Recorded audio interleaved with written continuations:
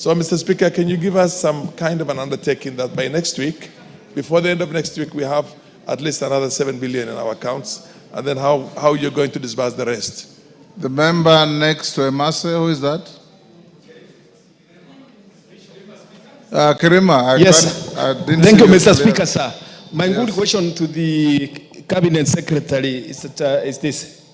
Is the Minister aware that other than CDF, there is no other money which we get for development in our sub-counties or constituencies, and then development which can be seen on the ground is only through CDF money, of which we are lucky that the Minister concerned is a former member and he has used CDF in his constituency. The chief executive of this country was a member of this house and he has used CDF before.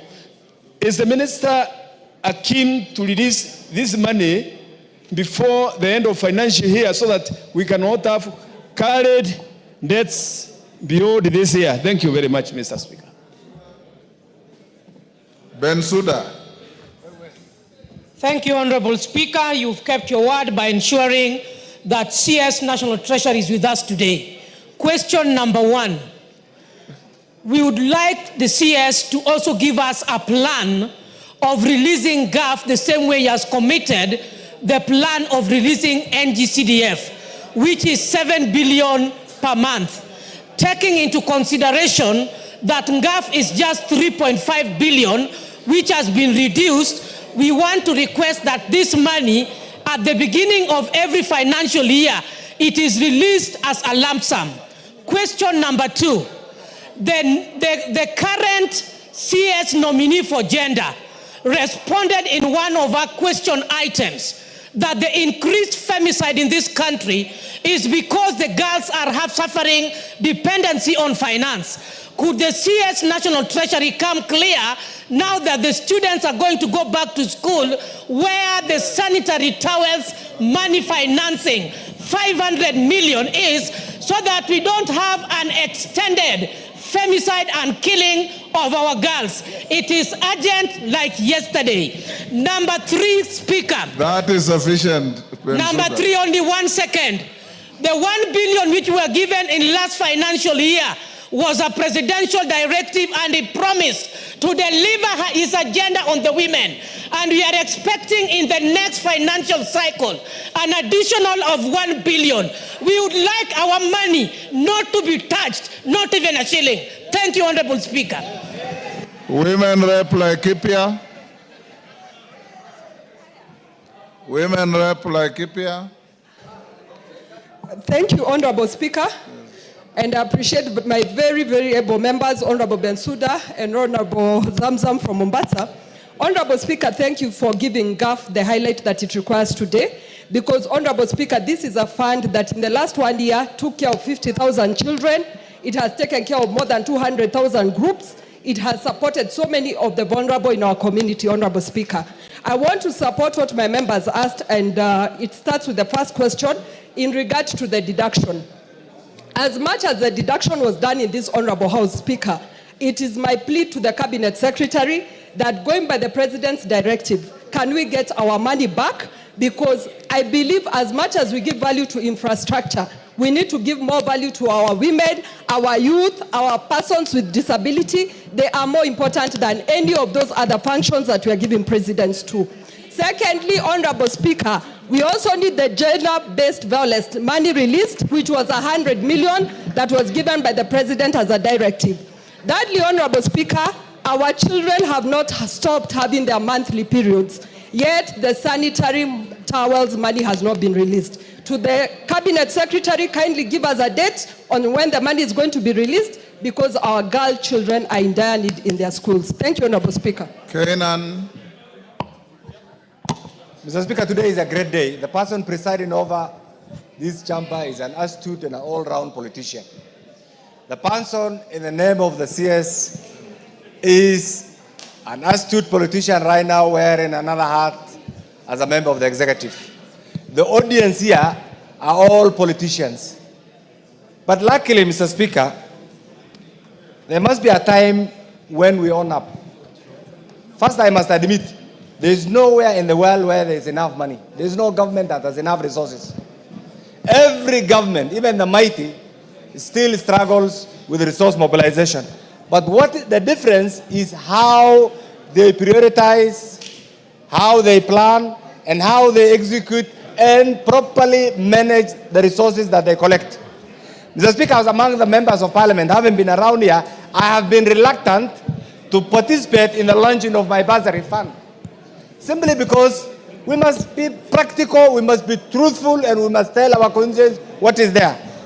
We appreciate you, Waziri, because the alternative will have been to print fake money. The alternative will have been to mint fake money that the economy cannot accommodate. And therefore, we're in a stage where we must live with what we have. But that being the case, you understand, like regions where we come from, where the level of poverty is so high, where many students who are going to school rely on CDF. We are going now to April, May, yet we are not in a position to clearly say this is the date when we are going to pay bursary. I want to beseech you to revise that program. You have released 7 billion today, and I pray that those mandarins in Treasury and CDF are not misleading you, because at times they mislead their political head. Can you release, because members, you know the timing, we have been around here. Go on. The check, the letter is dated today, and I'm a realist. I hope that letter was not meant just to give you a PR face before you appear here, because the person we are going to hold accountable is none other than the Honorable Mbadi. Meaning, therefore, from tomorrow, we must see this money in the CDF accounts.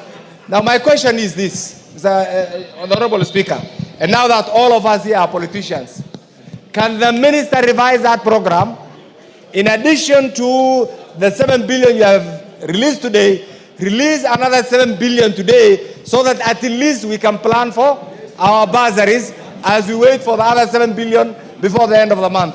Thank you, Mr. Speaker. Honorable members, let's have the minister respond to those first.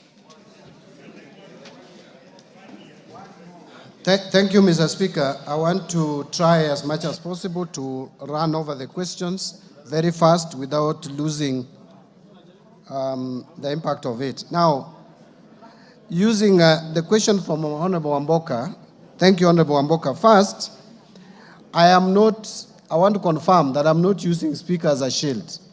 I came to the Speaker first as someone I respect, having been in this House as a member of Parliament when he's the Speaker, and we even started our engagement earlier than before he even became a Speaker. He's someone I respect, and I don't want to put him in any bad light at all. I don't want to demean the seat of the Speaker. That is why I made the commitment, and I am confirming here that it is my office that made that commitment.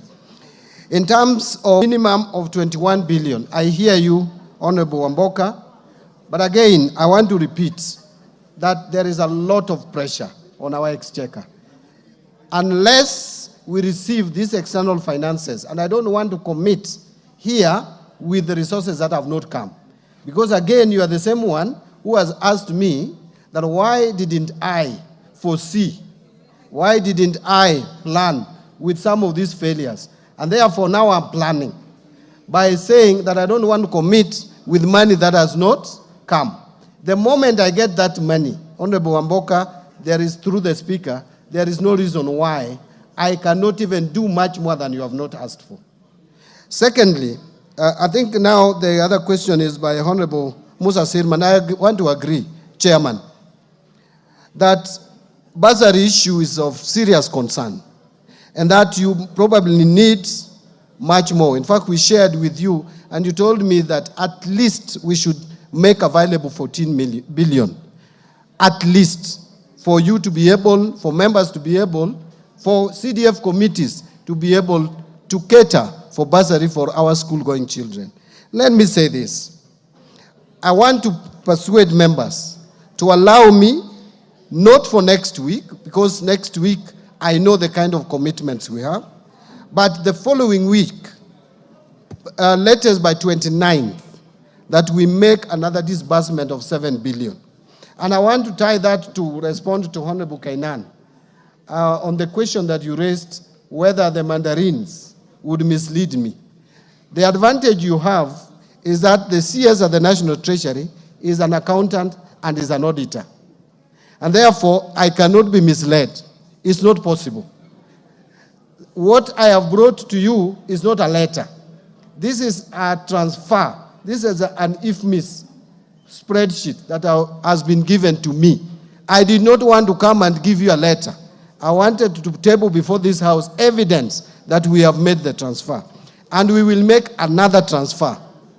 What you can do, honorable members, you can tell your committees to go ahead and vet the students if you have not vetted them. Even make provision. You know how 14 billion can be split. There is already 7 billion. The other 7 billion, I will make sure that we try as much as we can to release it by 29. But next week will be too much pressure on our part. We may not be able to manage next week. Now, on the question by Zamzang, reducing the budget of NGAF to 2.7. Honorable Zamzang, you may not be aware of this. This NGAF money is my creation. It's not even a creation of women MPs. It is Cs Mbadi standing before you here today.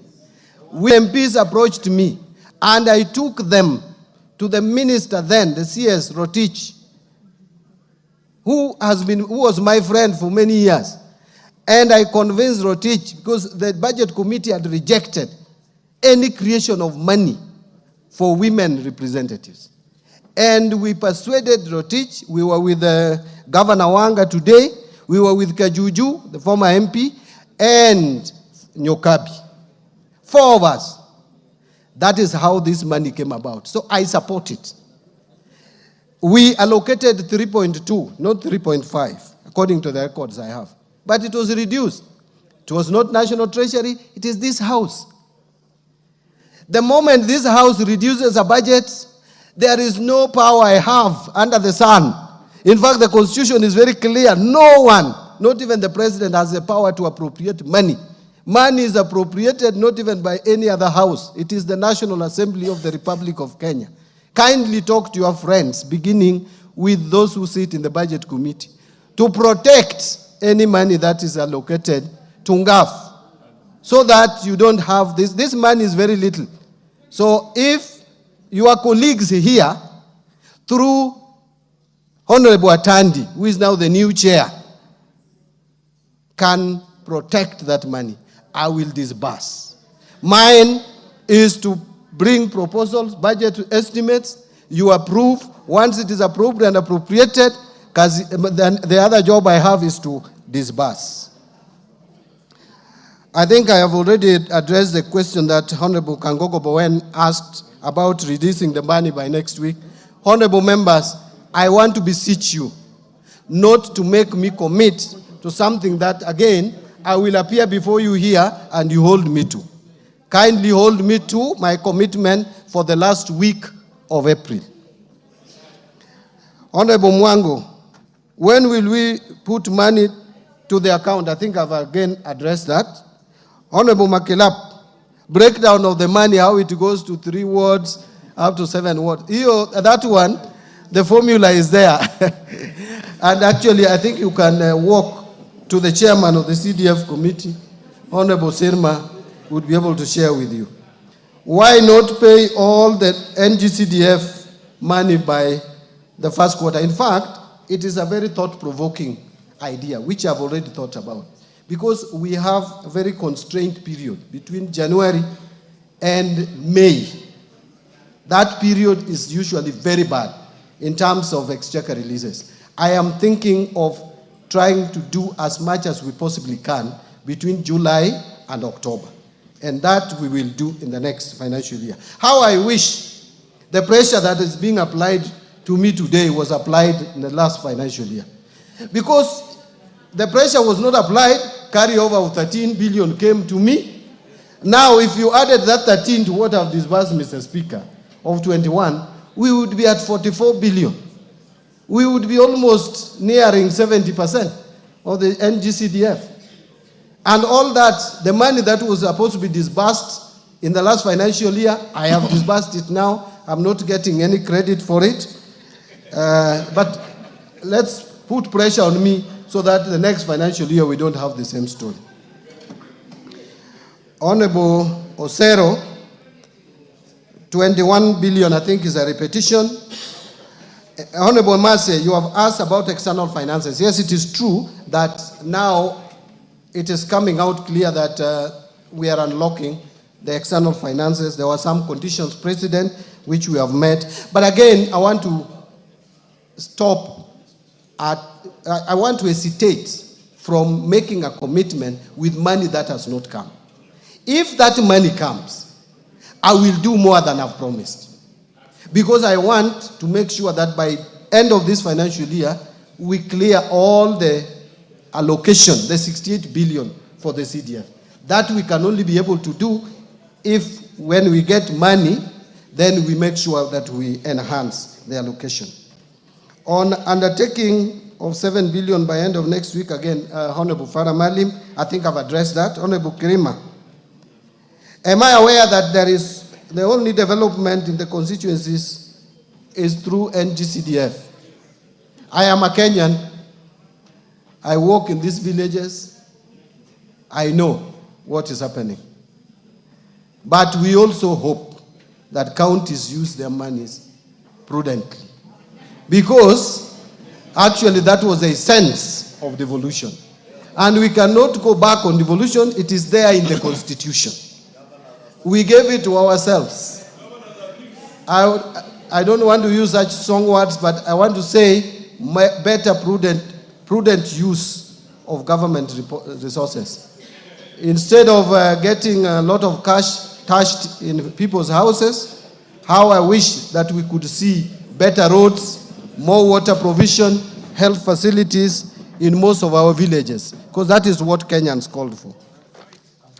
On the issue of plan of releasing GAF, you know now we don't have a plan for 2024-25 because we have zero balance. Yes. So I wouldn't have a plan to release zero balance. But going forward, the money is not so much. At least you should be guaranteed that if it remains at that level of about 3 billion or so, we will be releasing it in 2 tranches, so that we don't again spread it too thin. We can't have monthly disbursement for 3 billion. Honestly, it would not make sense. On the issue of sanitary pads, I think this is a policy decision that women representatives can discuss with the line ministry and come to some solution. It is not hard. You can just invite the cabinet secretary, the principal secretary, and you agree. I don't even know and understand why there should be issues around this. To me, it is a matter that can be resolved very quickly, and because what those children need are sanitary pads. Quality sanitary pads, both at reasonable prices. Presidential directive of 1 billion, I want to say again, we will try our best, bring this